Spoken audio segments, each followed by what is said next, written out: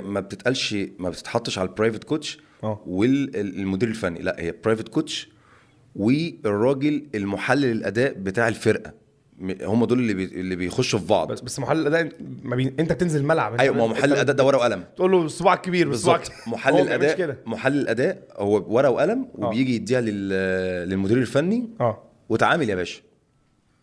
لا، هو بقى فيه محلل اداء وبيرسونال ترينر بينزل ياخد من المحلل الاداء الحاجات عشان ينزل هو يعالجها بالتنسيق مع الكوتش. بالتنسيق ده كده يعني ما فيش حاجه بتخرج بره القصه دي. المدير الفني هو الاساس، هو اللي بيقول لك تعمل ايه وما تعملش ايه، وهو اللي بيديك الاوكي وهو اللي بيقول لك لا.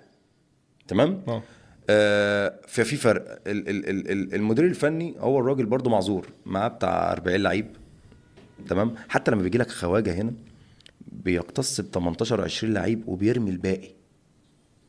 يقول لك لا، هو في مدير فني على فكره، في ناس اصلا اجانب بالذات ما بيحبوش اللي هو يبقى في زحمه 20 لعيب والباقي هو مش موجود. شايفكم وحصلت عندنا في نادي الزمالك كتير قوي، مرة ورا الجول.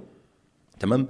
فهنا بقى دور البرايفت، الراجل المدرب الخاص، هو مش هيعرف يفوكس على حاجات بتحصل في الملعب الا لما تبقى حاجه جماعيه. الحاجه الفرديه هو مش ملم بيها، هو ما عندوش وقت اصلا. هي دي التفاصيل، هي دي الشعره، هي دي التفاصيل اللي مؤخرا عرفوها في البلد بتاعتنا.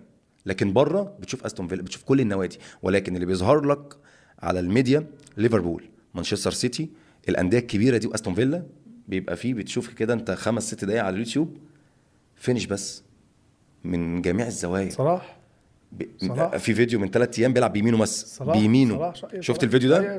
بيمينه لما تجيله في الماتش هيجيبها. الدنيا بالنسبه له سهله، لان هنا في خلاص في ميموري هنا بيسجل على طول. في شغل برايفت، في شغل خاص على المواقف. يعني انا عمري ما هنسالك، ويمكن دي حاجه بتضايقني انا لو اتكلم مع الاهلي او بطوله، عمري ما هنسالك الفيديو.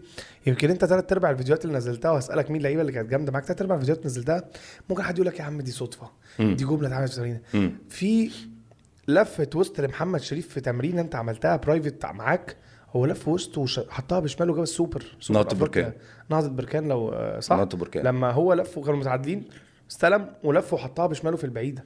هي دي التفاصيل. ما هي القصه بقى هنا بطوله افريقيا يعني. لا، ده خلي بالك، ده احنا كنا اصلا قبل الماتش احنا بنشتغل على الجمله دي. حتى لما تيجي تتفرج عليها والناس كلها اتفرجت عليها، انا بقول له انت عندك ماتش مين اللي جاي؟